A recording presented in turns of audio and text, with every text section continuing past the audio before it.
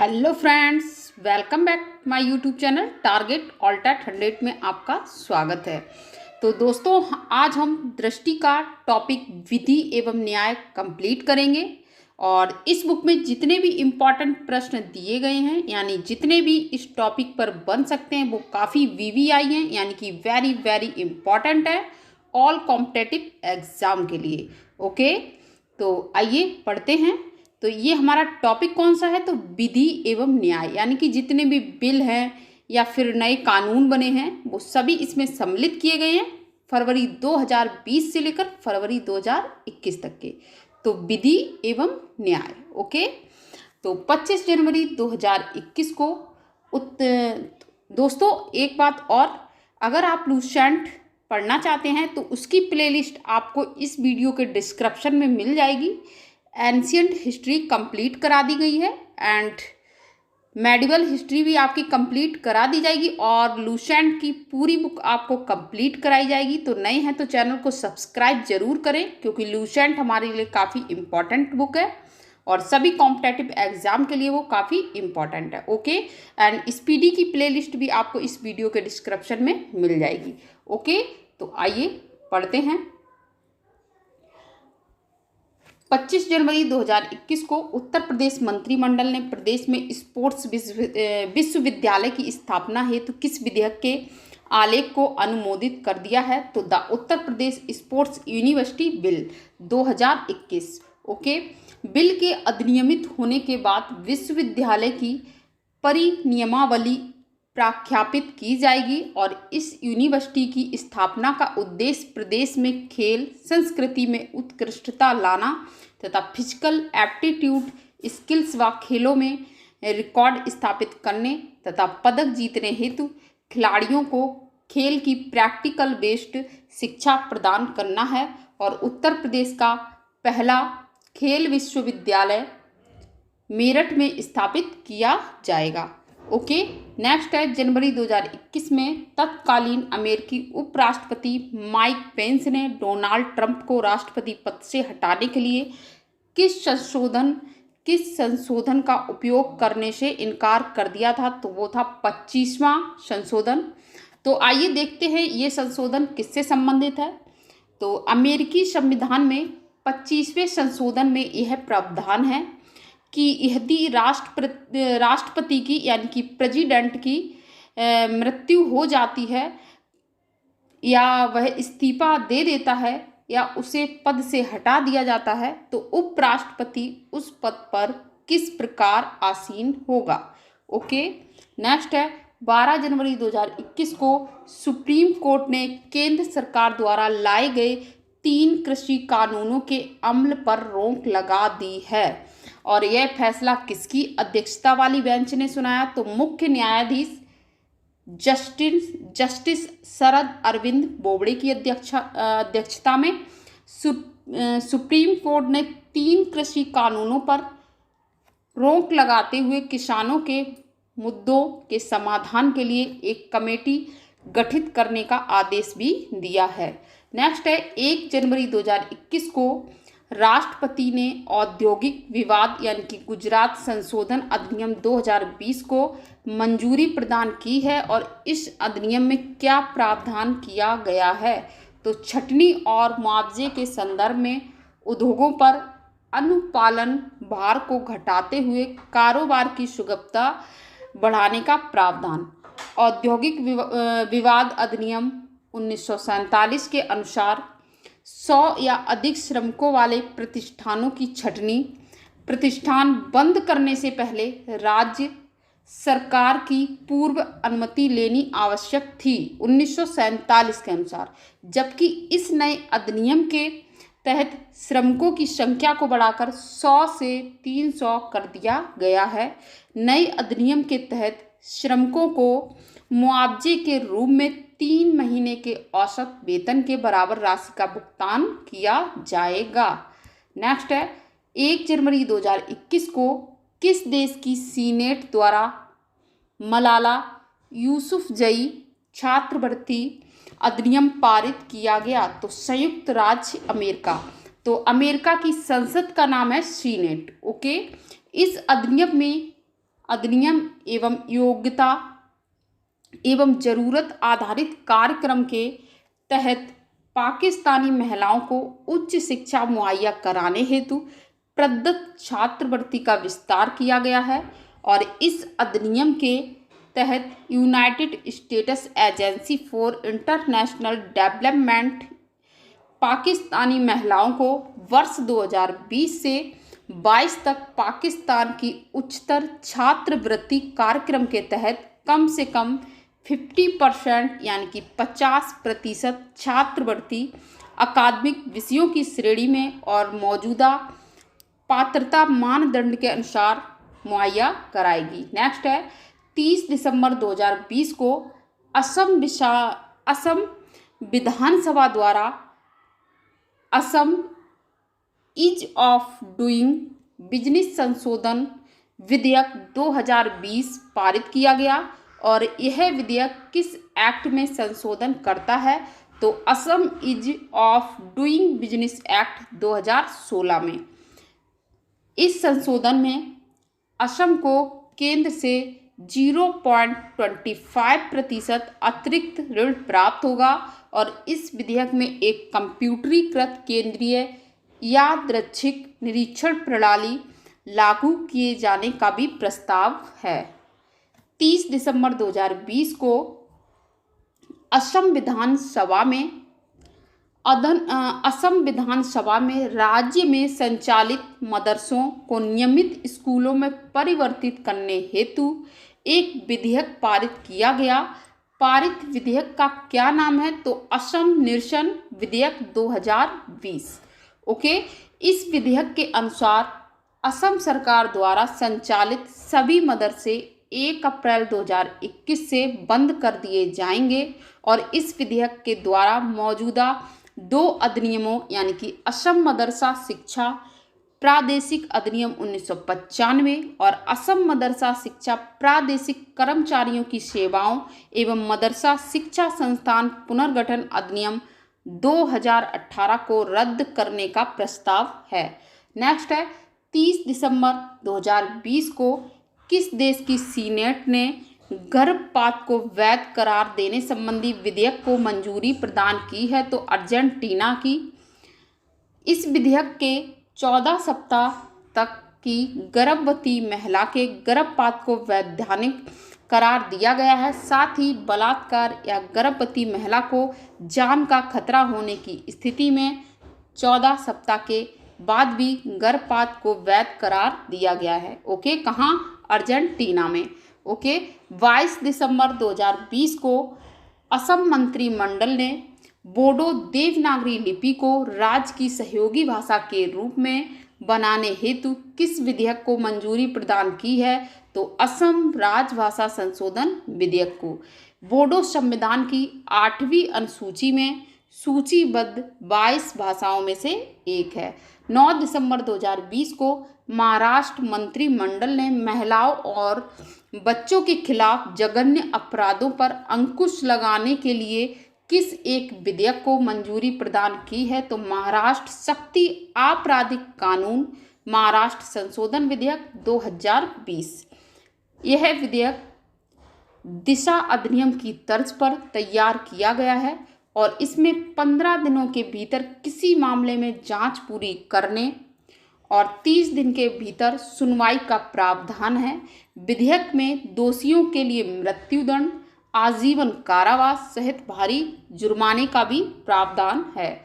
9 दिसंबर 2020 को फ्रांस मंत्रिमंडल द्वारा इस्लामिक कट्टरवाद का मुकाबला करने हेतु किस मसौदा कानून को मंजूरी प्रदान की गई है तो अलगाववाद विरोधी दल एंटी सेपरेटिज्म बिल। ओके, यह प्रस्तावित बिल फ्रांसीसी मूल्यों के विपरीत संचालित तथा अपनी विचारधारा को बढ़ावा देने वाले घरेलू स्कूलों, मस्जिदों या संघों को लक्षित करता है। नेक्स्ट है 26 दिसंबर 2020 को मध्य प्रदेश मंत्रिमंडल द्वारा किस अध्यादेश को मंजूरी दी गई है तो धार्मिक स्वतंत्रता अध्यादेश। धर्म परिवर्तन के आशय से किया गया है। विवाह अकृत या शून्य होगा किसी व्यक्ति द्वारा इस अधिनियम की धारा 3 का उल्लंघन करने पर 1 से 5 वर्ष तक का कारावास और कम से कम 25,000 रुपये जुर्माना, नाबालिग महिला या अनुसूचित जाति या अनुसूचित जनजाति के मामले में 2 से 10 वर्ष तक का कारावास और 50,000 रुपये जुर्माना प्रस्तावित है। इसी प्रकार अपना धर्म छुपाकर ऐसा प्रयास करने पर 3 से 10 वर्ष तक का कारावास और कम से कम 50,000 रुपये का जुर्माना, और सामूहिक धर्म परिवर्तन करने पर दो या दो से अधिक व्यक्ति हैं तो सामूहिक बोलते हैं उसे, का प्रयास करने पर 5 से 10 वर्ष तक का कारावास और कम से कम 1 लाख रुपए के जुर्माने का प्रावधान किया है। तो किसने किया है? मध्य प्रदेश के मंत्रिमंडल ने। नेक्स्ट है 9 दिसंबर 2020 को कर्नाटक विधानसभा द्वारा पारित किस विधेयक के अंतर्गत राज्य में गौ हत्या पर पूर्ण रोक का प्रावधान है? साथ ही गाय की तस्करी, अवैध ढुलाई, अत्याचार एवं गौ हत्या में लिप्त पाए जाने वाले व्यक्तियों के खिलाफ कठोर दंड का प्रावधान किया गया है। तो कर्नाटक मवेशी वध रोकथाम एवं संरक्षण विधेयक 2020। ओके, नेक्स्ट है इस विधेयक के अनुसार मवेशियों का वध एक संज्ञेय अपराध माना जाएगा और इसके लिए 3 से 7 वर्ष तक का कारावास तथा 50,000 से 5 लाख रुपए तक का जुर्माना लगाया जा सकता है। 18 दिसंबर 2020 को हिमाचल प्रदेश के राज्य गृह विभाग द्वारा अधिसूचित हिमाचल प्रदेश धर्म स्वतंत्रता अधिनियम 2019 किस अधिनियम की जगह लेगा? तो हिमाचल प्रदेश धर्म स्वतंत्रता अधिनियम 2006 की। ओके, नए अधिनियम के अनुसार यदि दलितों, महिलाओं या नाबालिगों का धर्म परिवर्तन किया जाता है तो कारावास की अवधि 2 से 7 वर्ष के बीच होगी। 24 नवंबर 2020 को उत्तर प्रदेश मंत्रिमंडल ने जबरन धर्मांतरण के विरुद्ध किस अध्यादेश के आलेख को अनुमोदित किया है? तो उत्तर प्रदेश विधि विरुद्ध धर्म सम परिवर्तन प्रतिषेध अध्यादेश 2020। इस अध्यादेश में अगर कोई जबरन धर्म परिवर्तन के किसी मामले में अगर जबरदस्ती कोई धर्म परिवर्तन कराता है तो 1 से 5 वर्ष तक जेल और 15,000 रुपये जुर्माना। एंड नाबालिगों या SC/ST महिलाओं के जबरन धर्म परिवर्तन के मामले में जेल की अवधि होगी 3 से 10 वर्ष और जुर्माना होगा 25,000 रुपये। एंड सामूहिक रूप से अगर कोई धर्म परिवर्तन करवाता है तो 10 वर्ष तक की जेल और जुर्माना 50,000 रुपये। ओके, 7 नवंबर 2020 को किस देश ने पर्सनल कानूनों में पड़े बदलाव की घोषणा की है? तो संयुक्त अरब अमीरात यानी कि UAE ने। इस घोषणा के तहत शराब प्रतिबंधों के ढील देने और अविवाहित जोड़ों को सहवास की अनुमति देने के साथ ही सम्मान रक्षा हेतु हत्या ऑनर किलिंग को अपराध मानने की अनुमति दी गई है। 5 नवंबर 2020 को हरियाणा विधानसभा द्वारा पारित हरियाणा राज्य के स्थानीय उम्मीदवारों का नियोजन विधेयक 2020 के अंतर्गत निजी क्षेत्र की नौकरियों के स्थानीय लोगों को कितना आरक्षण देने का प्रावधान किया गया है? तो 75% यानी कि 75%।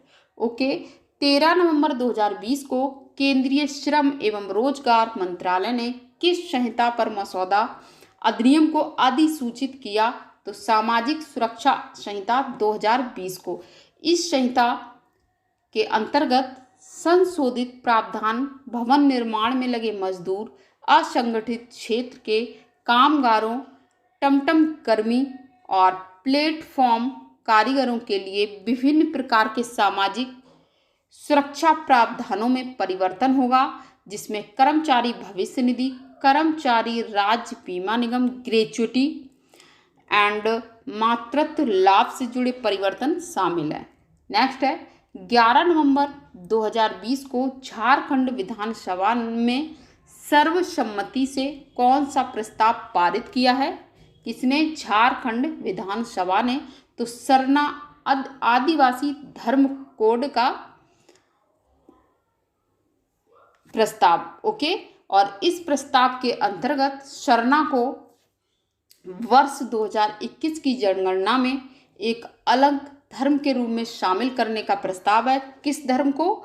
तो सरना धर्म को। ओके, 27 अक्टूबर 2020 को छत्तीसगढ़ विधानसभा द्वारा मंजूरी प्रदत्त छत्तीसगढ़ कृषि उपज मंडी संशोधन विधेयक 2020 का उद्देश्य क्या है?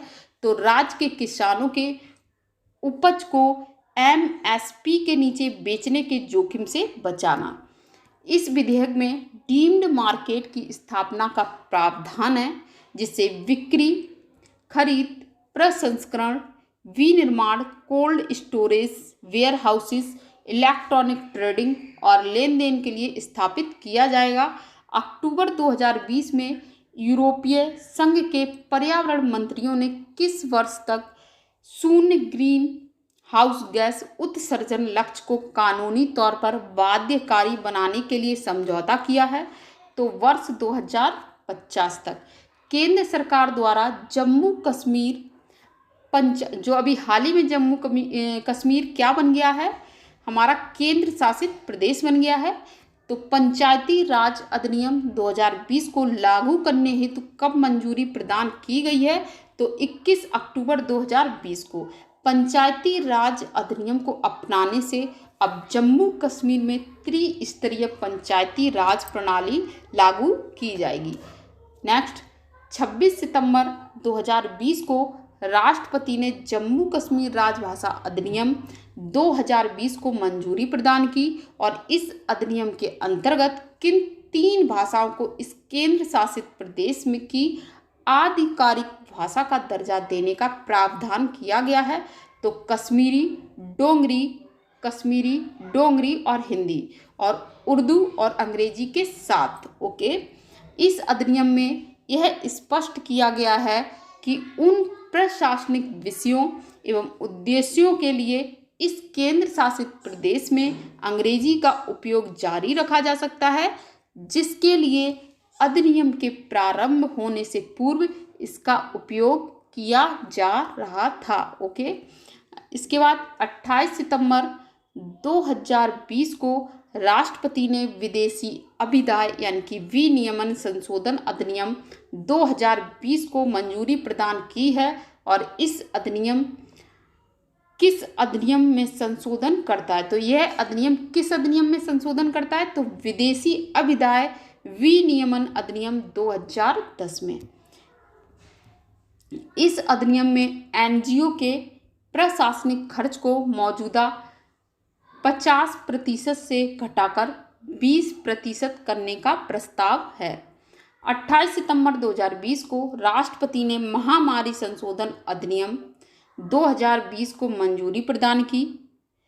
इस अधिनियम के अंतर्गत स्वास्थ्य कर्मियों को उनकी संपत्ति पर हमले को किस प्रकार का अपराध घोषित किया गया है? तो संज्ञेय और गैर जमानती अपराध का। यह अधिनियम महामारी अधिनियम 1897 में संशोधन करता है और इस अधिनियम के अंतर्गत महामारी के दौरान देश भर के स्वास्थ्य कर्मियों और उनकी संपत्ति के संरक्षण का प्रावधान किया गया है। ओके, नेक्स्ट, 28 सितंबर 2020 को राष्ट्रपति द्वारा मंजूरी प्रदत्त राष्ट्रीय रक्षा विश्वविद्यालय अधिनियम 2020 के अंतर्गत कहाँ स्थित रक्षा शक्ति विश्वविद्यालय को उन्नत करके राष्ट्रीय महत्व के संस्थान का दर्जा देने का प्रावधान किया गया है? तो गांधीनगर, गुजरात। यह विश्वविद्यालय भारत में या भारत के बाहर ऐसे अन्य स्थानों पर जो वह ठीक समझे केंद्रों और कैंपसों की स्थापना कर उन्हें संचालित कर सकेगा। 28 सितंबर 2020 को राष्ट्रपति द्वारा मंजूरी प्रदत्त राष्ट्रीय न्यायालयिक विज्ञान विश्वविद्यालय अधिनियम 2020 के अंतर्गत क्या प्रावधान किया गया है? तो इस अधिनियम के अंतर्गत गुजरात स्थित गुजरात न्याय सहायक विज्ञान यूनिवर्सिटी यानी कि गुजरात फोरेंसिक साइंस विश्वविद्यालय गांधीनगर और लोकनायक जयप्रकाश नारायण राष्ट्रीय अपराध विज्ञान और न्यायालयिक विज्ञान संस्थान नई दिल्ली को राष्ट्रीय न्यायालयिक विज्ञान विश्वविद्यालय यानी कि नेशनल फोरेंसिक साइंस यूनिवर्सिटी के नाम से एक विश्वविद्यालय के रूप में स्थापित किए जाने का प्रावधान है और इस विश्वविद्यालय का मुख्यालय गांधीनगर गुजरात में होगा। 23 सितंबर 2020 को राज्यसभा द्वारा सामाजिक सुरक्षा संहिता यानी कि 2020 को पारित किया गया और यह संहिता सामाजिक सुरक्षा से जुड़े कितने कानूनों का स्थान लेगा? तो 9। और इस संहिता के अंतर्गत केंद्र सरकार श्रमिकों के लाभ के लिए विभिन्न सामाजिक सुरक्षा योजनाओं जैसे कर्मचारी प्रोविडेंट फंड यानी कि ईपीएफ योजना, कर्मचारी पेंशन योजना और कर्मचारी डिपॉजिटी लिंक्ड इंश्योरेंस योजना को अधिसूचित कर सकती है। 16 सितंबर 2020 को आयुर्वेद शिक्षण एंड अनुसंधान संस्थान विधेयक 2020 संसद द्वारा पारित किया गया है और इस विधेयक के अंतर्गत आयुर्वेद शिक्षण एवं अनुसंधान संस्थान ITRA की स्थापना किए जाने का प्रावधान है और इस संस्थान की स्थापना कितने आयुर्वेद संस्थानों को मिलाकर की जाएगी? तो 4 संस्थानों को आयुर्वेद स्नातकोत्तर शिक्षण और अनुसंधान संस्थान जामनगर, श्री गुलाब कुबरवा आयुर्वेद महाविद्यालय जामनगर एंड भारतीय आयुर्वेद भेषज विज्ञान संस्थान जामनगर और महर्षि पतंजलि योग तथा प्राकृतिक चिकित्सा शिक्षा और अनुसंधान संस्थान जामनगर। ITRA आयुष क्षेत्र में राष्ट्रीय महत्व के संस्थान का दर्जा प्राप्त पहला संस्थान होगा ये। नेक्स्ट 17 सितंबर 2020 को लोकसभा द्वारा पारित वायुयान संशोधन विधेयक 2020 का मुख्य उद्देश्य क्या है? तो भारत की विमानन सुरक्षा रेटिंग में सुधार लाना एंड नागर विमानन महानिदेशालय DGCA सहित विभिन्न नियामक संस्थानों को वैधानिक दर्जा प्रदान कराना।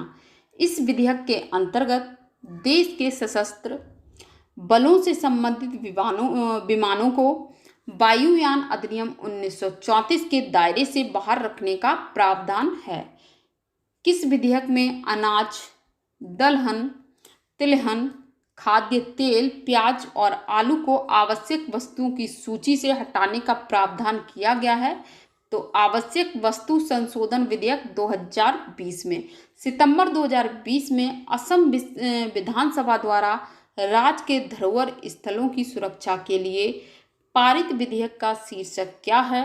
तो असम धरोहर मूर्त यानी कि मूर्त में जो दिखाई देता है, अमूर्त जो दिखाई ना दे, रक्षण असम धरोहर मूर्त रक्षण, संरक्षण, परिरक्षण और रखरखाव विधेयक 2020।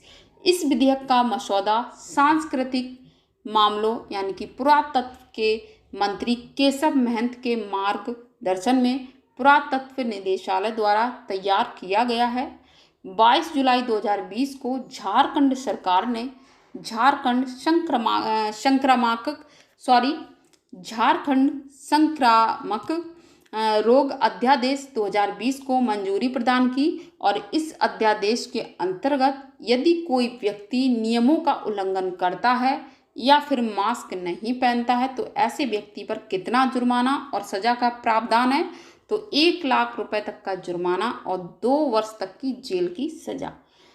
9 जून 2020 को उत्तर प्रदेश सरकार ने उत्तर प्रदेश गोवध निवारण संशोधन अध्यादेश 2020 को मंजूरी प्रदान की।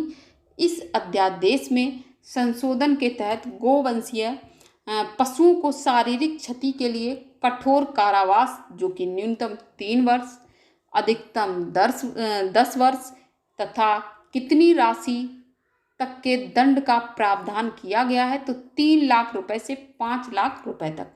नेक्स्ट है, केंद्र शासित प्रदेश जम्मू कश्मीर में किस तिथि से नया डोमिसाइल सर्टिफिकेट प्रोसीजर रूल्स 2020 लागू हुआ है, तो 19 मई 2020 से नए डोमिसाइल सर्टिफिकेट प्रोसीजर रूल्स 2020 के अनुसार जम्मू कश्मीर में स्थानीय नागरिक प्रमाण पत्र यानी कि पीआरसी की जगह डोमिसाइल सर्टिफिकेट जारी करने हेतु 15 दिन की अवधि निर्धारित की गई है। किस तिथि को उत्तर प्रदेश सरकार द्वारा उत्तर प्रदेश लोक स्वास्थ्य एवं महामारी रोग नियंत्रण अध्यादेश 2020 के प्रारूप का अनुमोदन किया गया है, तो 6 मई 2020 को। नेक्स्ट है, 6 मई 2020 को उत्तर प्रदेश सरकार ने उत्तर प्रदेश लोक तथा निजी संपत्ति क्षति वसूली नियमावली 2020 को अनुमोदित किया। यह नियमावली उत्तर प्रदेश लोक तथा निजी संपत्ति क्षति वसूली अध्यादेश 2020 की धारा 26 के प्राविधानों के अधीन बनाई गई है। 12 दिसंबर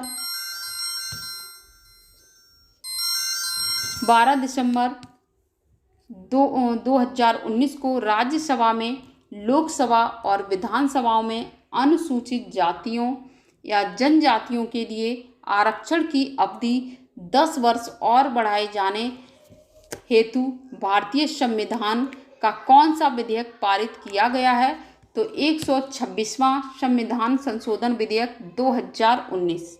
संविधान के किस अनुच्छेद के आधार पर मस्जिद में इबादत हेतु महिलाओं के प्रवेश की मांग की गई है, तो अनुच्छेद 14, 15 और 21 के तहत। 9 नवंबर 2019 को सर्वोच्च न्यायालय की 5 सदस्यीय संविधान पीठ ने अयोध्या की विवादित जमीन के मामले पर महत्वपूर्ण फैसला सुनाया। और इस संविधान पीठ में कौन कौन न्यायाधीश शामिल थे, तो तत्कालीन मुख्य न्यायाधीश Ranjan Gogoi, justice S.A. Bobde and वर्तमान मुख्य न्यायाधीश हैं and justice D.Y. Chandrachud, justice Ashok Bhushan और जस्टिस S.A. नज़ीर।